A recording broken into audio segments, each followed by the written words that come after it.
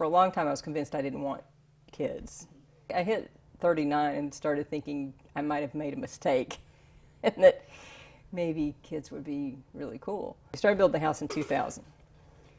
And as we were doing that, I began thinking, yeah, this would be a really cool place to live and raise kids. And when he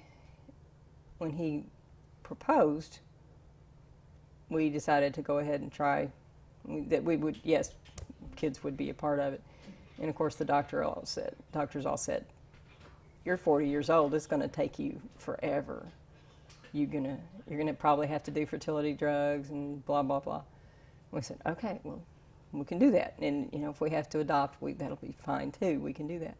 And we found it ridiculously easy to all of the warnings and all of the things. No, all I had to do was go off birth control and I was done. So Mary Margaret was born, I was 41 when Mary Margaret was born, and then 43 when William was born. They're 21 months apart.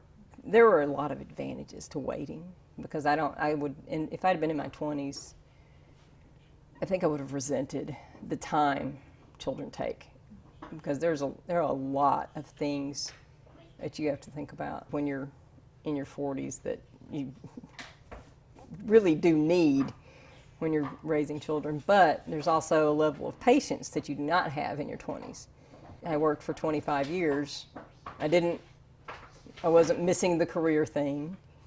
I did a lot of the things that I needed to do to get out of my system. Mary Margaret has friends at school who have grandparents that are younger than I am. And I think about it, if my mother was 21 when she had me, and if I had had kids at 21 or 22, they would be in college now. I haven't had any criticism for waiting. If it's been anything, it's been the opposite. It's been, good for you for waiting. And then sometimes they'll temper that with, you shouldn't have waited that long. Would I do it again? Yes. I would not do it again. Not a third time. But knowing what I know, would I go through it again to get those two? Yes.